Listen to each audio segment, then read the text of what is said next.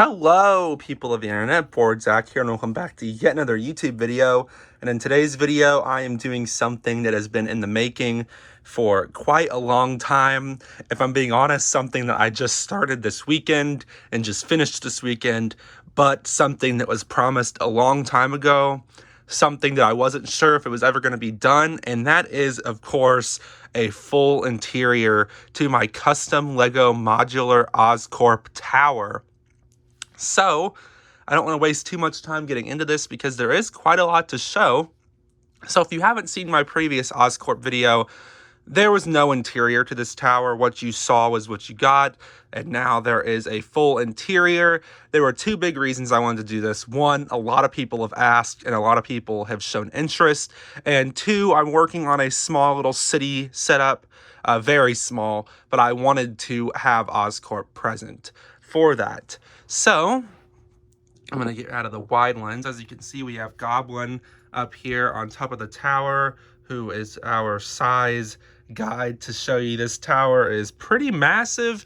It sits a little shorter than the official Lego Daily Bugle set, but if you've seen my modded Daily Bugle, it sits a little bit above that, and it actually sits a brick taller now because of this. And if you're wondering what this is kind of my spin on the Mills plate. And if you don't know what Mills is, it's the modular something integration system. Basically a way to make the base plates under modulars more stable and to make modulars connect even stronger. And I did not have the pieces to create the exact Mills system, so I kind of created my own system here. But I can tell you, this thing I connected to the Daily Bugle, it was hard to get apart from that set to make this video. So, definitely works. So yeah, the base plate is now so much more stable. I pick it up, like I slide it off of whatever surface it's on, but all I need is my hand under this base plate and the tower is safe, which is a very nice, very nice thing. So, to be completely honest with you, the first time I showed this tower was not fully modular. I had gotten lazy at the end of making it and had kind of thrown everything together. So there is a lot here that's new. This took several days, so I'm very excited to show you guys. I do want to show some stuff down in the alley here. Prior to this video, in the last video, there were quite a few little Easter eggs down here to my favorite Lego theme, which is Monkey Kid. But I needed some of those pieces back for Monkey Kid stuff that I work on, and I similarly just wanted this to have a more Marvel aesthetic. So now we have some Stormbreaker pizza from the Thor house set. We have 5 years after the blip, which is also from an MCU set. This was here originally, the Mysterio newspaper from Far From Home. Some little boxes here, and the graffiti are just two random stickers. These are official Lego stickers from a sticker book from ages ago, though, so I don't really know what you would call those. But yeah, everything else is pretty much similar. You get one plate more height throughout the build because I had to make this modular, so you'll see how that comes into play. But this main tower, this doesn't need to break apart. This actually just swings open. And now you can see all of the detail in here. This is not the most detailed build in the world, but I was kind of going for the aesthetic of the Daily Bugle. I really didn't want to tile all the floors off, so what you see is what you get again. So, I will start us down here. Let me scoot over. This is Norman Osborn's office. So, as you can see, I took inspiration from the Lego Daily Bugle with these elevators that go all throughout the building. There's one on the ground floor too, you will see. And that is because I did not want to leave actual holes for you to get from floor to floor, because that would make building something like this so much more difficult. And I think that's why Lego took the lazy route. I do think it's lazy, but I think it's smart. So, lazy but brilliant, as Otto would say. So yeah, I definitely wanted to steal that idea for my own set. These are my own original elevator designs, though. All of them would be fully functional except this one up here. So down in Norman's office, you can see his desk here, which is pretty much ripped directly from the Daily Bugle. This is Jameson's desk with some changes made. There's a small lamp there, some alcohol, and a phone, and you can see his chair back there. One thing you'll notice is there's a lot of alcohol around here because Norman Osborn is a alcoholic. So yeah, back here is a guitar, which I assume is very expensive. This is a reference to the Spider-Man PS4 Norman Osborn penthouse because he has a violin. I do have a Lego violin, but I could not find it for this build, so I'll swap that out one of these days. And behind that, which is very hard to see, no thanks to my lighting, is some firewood and a little holder. And that is because right here is a fireplace. So I wanted to put something in that little side room, and here we have a rug in front of it. So here is Norman Osborn's office, and I apologize if you hear my dogs barking. Up here is the laboratory, and as you can see, I'm using this transparent blue aesthetic. This is up here as well, and it's under all of the elevator doors, if you'll focus. So that's just a little modern, sleek look I went for. So in the lab here, we have 2 white panels to kind of create a laboratory feel. This is not a big lab. I would have liked to have more laboratory-esque things around, but I don't have endless pieces and I didn't have endless space. I wanted to keep enough space open here for some figures. So as you can see here, it looks like Norman Osborn is trying to figure out who is Spider-Man, and he's doing that by examining one of the spiders themselves. Now, this is not the exact spider who bit Peter Parker. You will see that spider in the lower level of the build, but this is one of the spiders from the experimented spiders, and Norman's trying to figure out, are these related? I think he's caught on to that fact.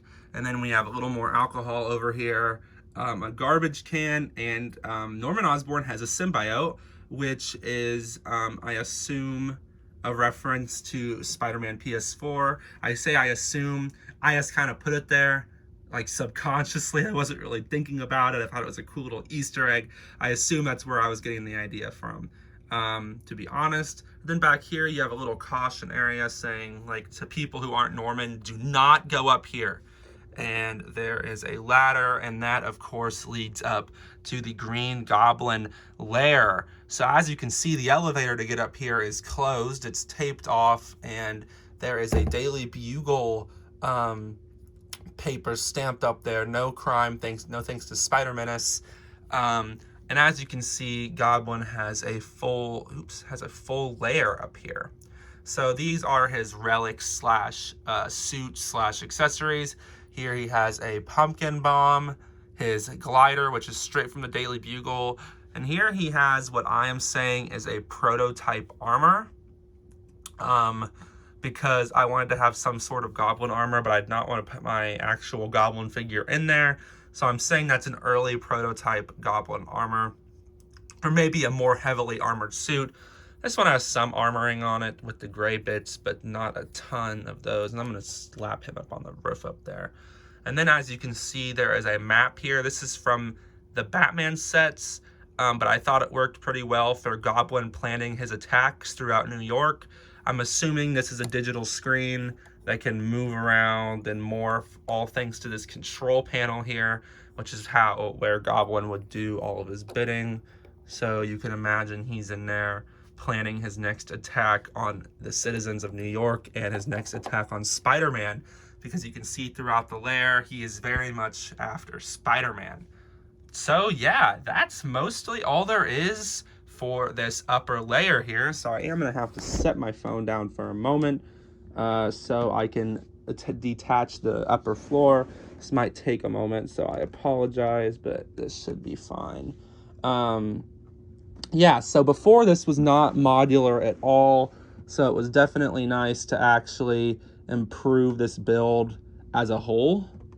So I'm definitely very glad that I was able to do that. The one thing that's difficult is finding somewhere to grab onto this thing. There we go. Okay, I got it. It's not very easy to do.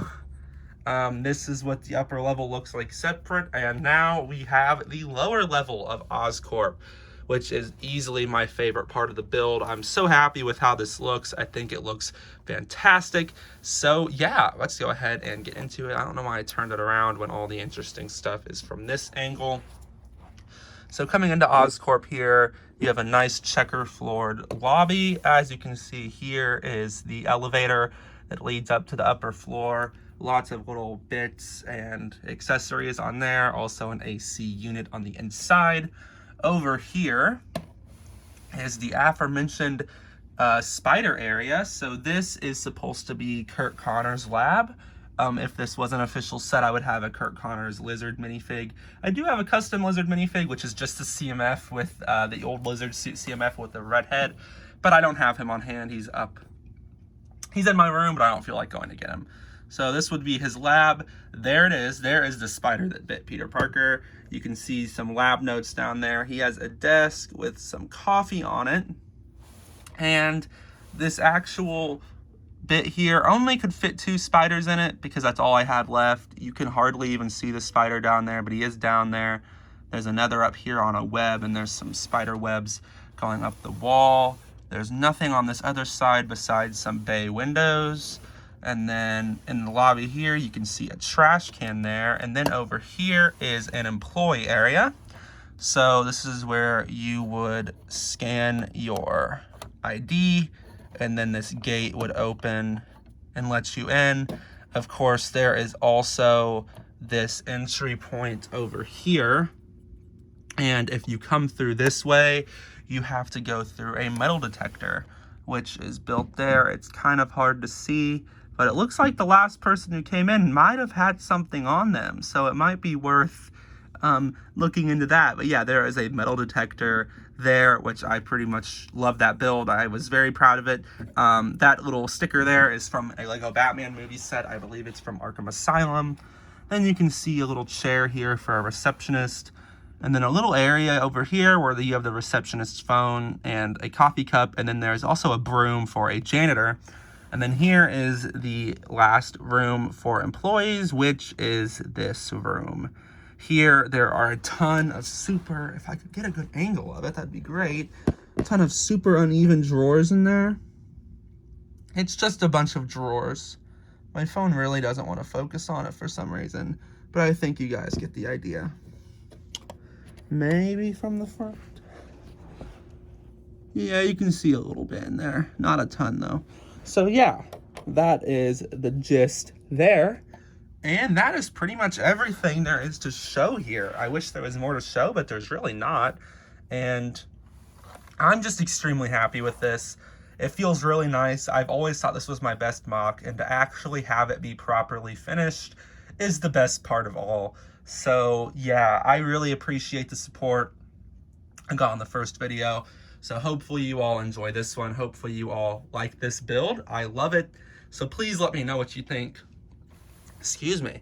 Please let me know what you think in the comments, and I will see you all in the next video. I'm not going to put it back together now. I'll do that after the video. So thank you all so much, and I will see you in the next video. Bye-bye.